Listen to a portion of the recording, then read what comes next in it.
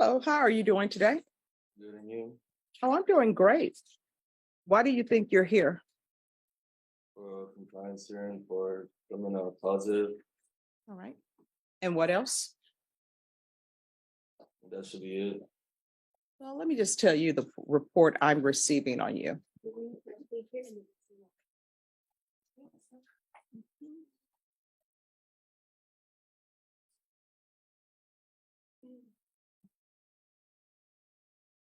All right. And this is what the probation officer is saying to me about you. And how old are you? 20. All right, you're 20. Since obtaining the probationer's case, when they say probationer, they're Now, pay attention here. This probation report reads like a checklist of red flags. Missed field visits, positive drug tests for cocaine and meth, and zero employment verification. The probation officer emphasizes minimal effort, and the judge is clearly frustrated. This is the part where we start seeing the consequences of ignoring probation rules. Ask yourself, audience, how would repeated negligence like this affect your future? And notice how small actions, like simply calling in after a missed visit, are treated as essential steps toward rehabilitation. The courtroom isn't just punishing, it's teaching accountability. talking about you. He has shown zero to very minimal effort regarding his probation. The probationer has had issues reporting on time, reporting for field visits, testing positive for cocaine and meth, and enrolling or providing proof of employment for any remaining court-ordered programs. The probationer and I have had several discussions regarding his actions and how or what we can do to get back on track, really stressing the small actions, such as simply calling this probation officer within 24 hours after an attempted field visit or taking accountability for his action. The probationer appears to continue to struggle to grasp the severity of his circumstances and what he can do to grow and move forward with his life and the lessons he can learn on his probation path.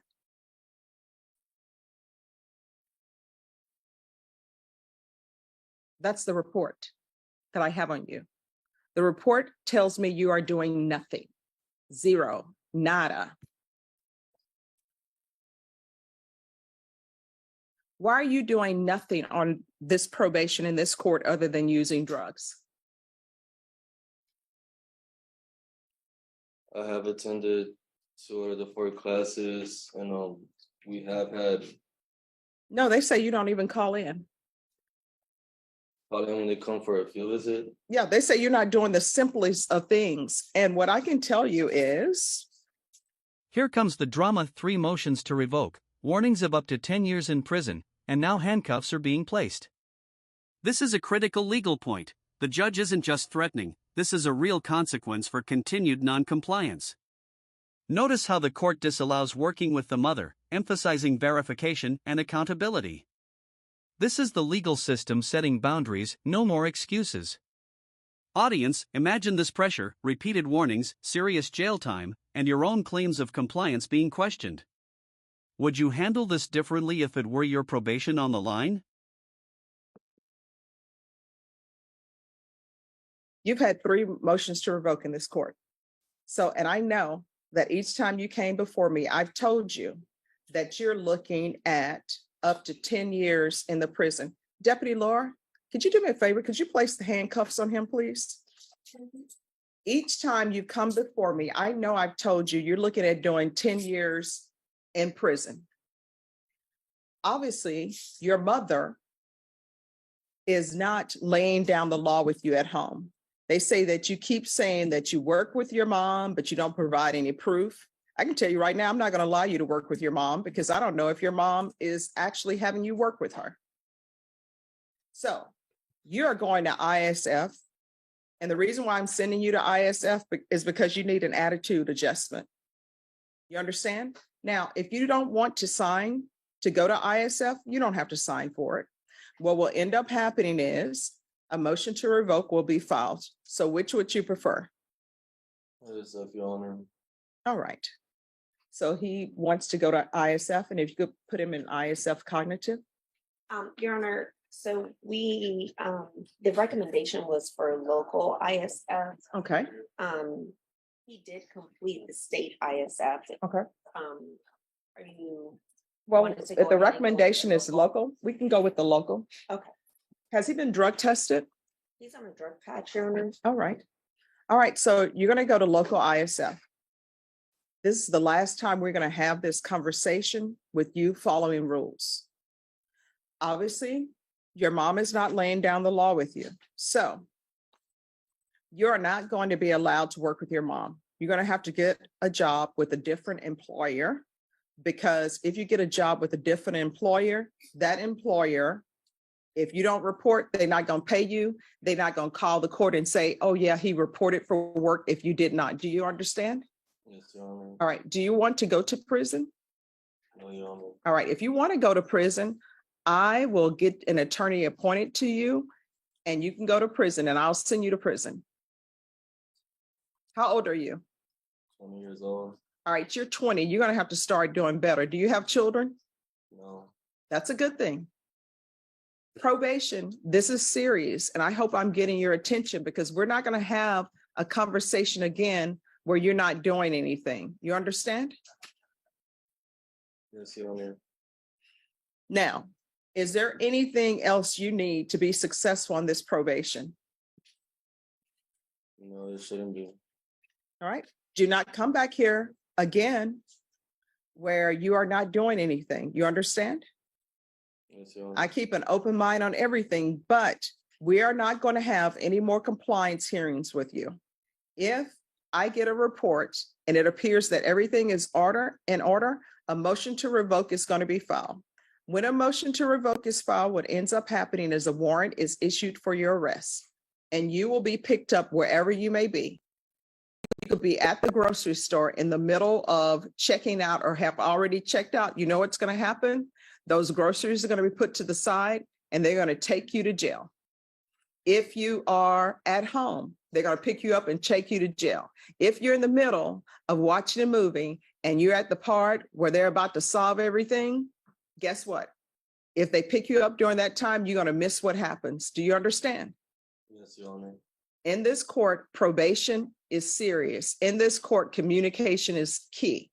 And probation officers know that I like for them to communicate with people. And that's why they put in here that they've had several discussions with you regarding your actions. Do you understand? Yes, Your Honor. All right, good luck to you.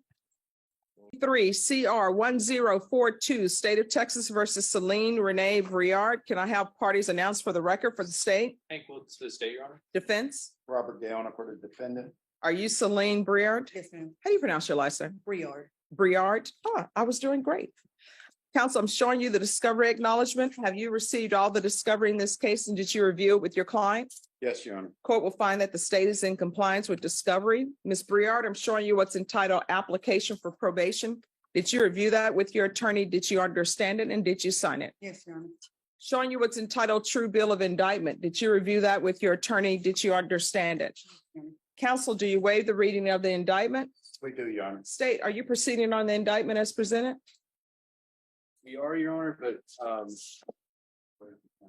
we're waiving count 2. Any objection? No objection, Judge. Ms. Briard, I'm showing you what's entitled court admonishments. Did you review that with your attorney? Did you understand it? And did you sign it in all the appropriate places? In count 1, you're charged with the offense of fraudulent use or possession of identifying information, 5 items or more. That's a state jail felony.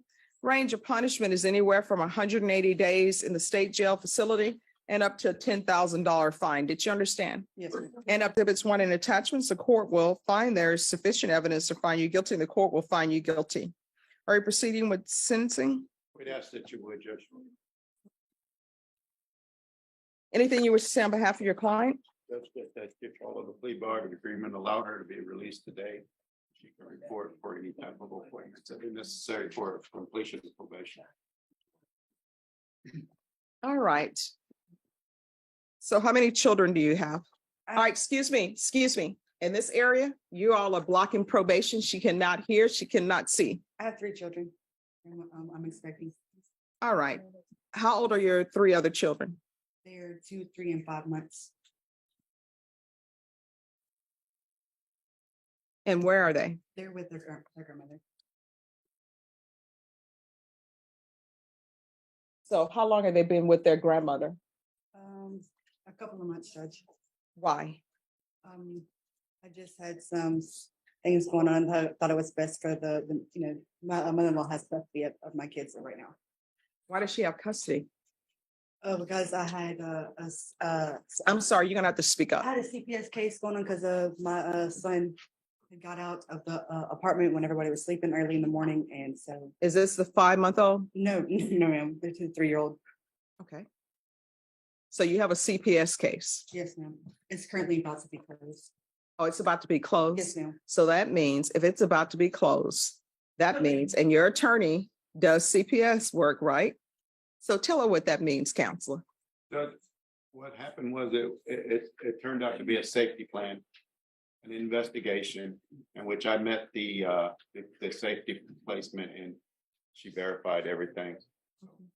So, If everything pans out, she knows it will be closed. If not, it could go legal. But and we the looked into reason her. why they do the safety plans means exactly what it says, safety plan. Yes, ma'am. So what's your drug of choice? I mean, I don't do any drugs right now, but I was using methamphetamines, but I've been sober for quite a while now. All right. How often were you using meth? Like maybe every week, every other week. It just depends. When's the last time you used meth? Like 4 months. All right. So that's probably why CPS was involved. When's the last time you had employment? I was right before I was arrested. Doing what? I was doing home health care and working for a hotel at the front desk. All right. I can tell you right now, I don't allow people on probation here to be home health care providers. Yes, ma'am. How far did you go in school? To the 8th grade. See, and this is nothing about you, but this is my problem with home health care providers. Home health care providing is turning into West telemarketing. They don't do background checks. They're just letting anybody come in. And maybe I'm wrong for saying this, but they're looking at the bottom line, the dollar line.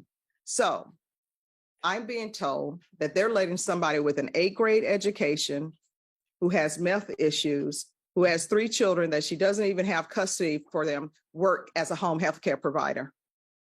Thank you, home health care provider people. So that is why I don't let people work as home health care provider. Now, maybe once you get your life together, maybe that will be a good fit for you, but I'm not going to allow that. Yes, ma'am, I understand. So why do you only have your 8th grade education? I just never furthered my education, but I am in actually just before I got arrested got some GD books from the library, so I am trying to pursue my GD. Okay.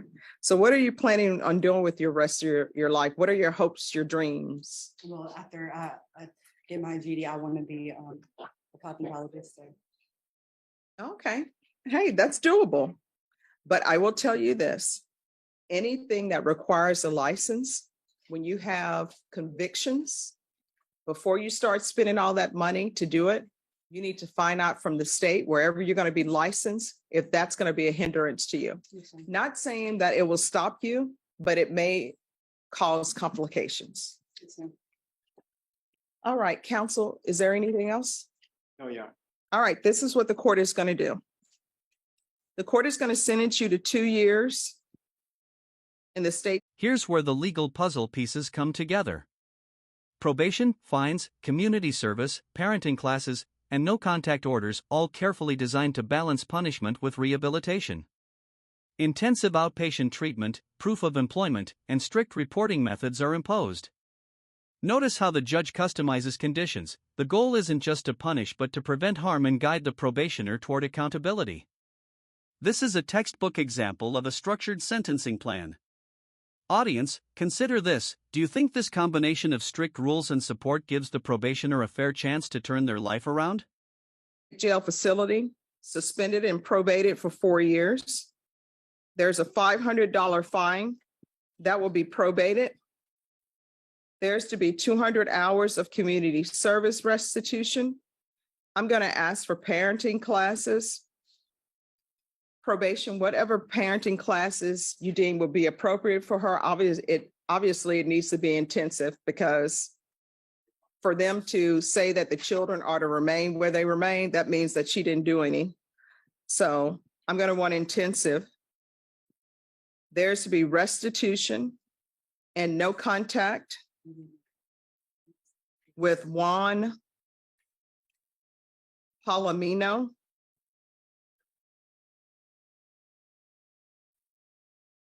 There's to be no unsupervised contact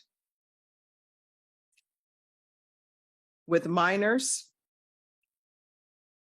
There's to be proof of employment within 30 days of release. There's to be no employment as a home health care provider or with minors. Regular reporting by Zoom or in person. The UA hotline until further notice.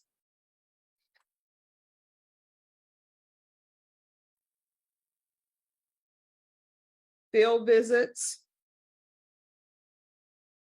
one time per month until further notice. TAP evaluation in custody. Follow all TAP recommendations. If TAP is recommending outpatient treatment, then I'm going to want intensive outpatient treatment. If they are recommending inpatient treatment, then she can do intensive treatment and do a referral to felony drug court. I know that felony drug court is full, but maybe she can be placed on the wait list if they are recommending inpatient treatment for her. Probation, is there anything else she needs? Yes. All right, is there anything else you need from the court in order to be successful? No, ma'am. Judge, she'd like to know how much longer or how long she would be waiting for that TAP evaluation since you ordered it in custody. Yes. Up to 2 weeks. Okay, thank you. All right, I'm going to show you what's entitled Trial Court Certification of Defendant's Rights to Appeal. Did you review that with your attorney? Did you understand it and did you sign it? Yes, ma'am. All right, because this is a plea bargain agreement, because I followed your plea bargain agreement, because you waived your right to appeal, you do not have the court's permission to appeal. Because this is a felony conviction, you're not allowed to own or possess any weapons or ammunition. If you have a question over what a weapon or ammunition is, you'll need to speak to an attorney. Do you understand? Yes, ma'am. All right, so here's the thing. Those 3 children, those are your children. It's not the grandparents' child. The grandparents are just supposed to be grandparents to children. They're not supposed to be raising more children, which is raising your children. You cannot have children and then tell them to go to Travis Park and say, you're on your own. And there is no reason a child should be able to get out of your house and you not know about it, and they're that age. So many things could have happened to your child when they got out of the house. Could have been hit by a car. And guess what? People can't see children that age because they're tiny and they're small. Somebody could have picked them up. And guess what? There's a reason we have indecency with a child cases in this court. Anything could have happened to your child. And when you're using drugs and you're pregnant, whatever you're using, your child is using too. So if you don't think a baby should be smoking a cigarette, you shouldn't be smoking a cigarette, because guess what? When you're carrying a child and you're smoking a cigarette, your baby's smoking a cigarette. If you don't think a child should be doing alcohol, when you're drinking alcohol, your baby's drinking alcohol. You're going to have to start making better choices. You understand? Yes, ma'am. Good luck to you. Thank you. So here's the wrap up. The judge issues a felony conviction, probation with strict conditions, community service, no unsupervised contact with minors, and intensive treatment. The message is clear: accountability, responsibility, and child safety are paramount.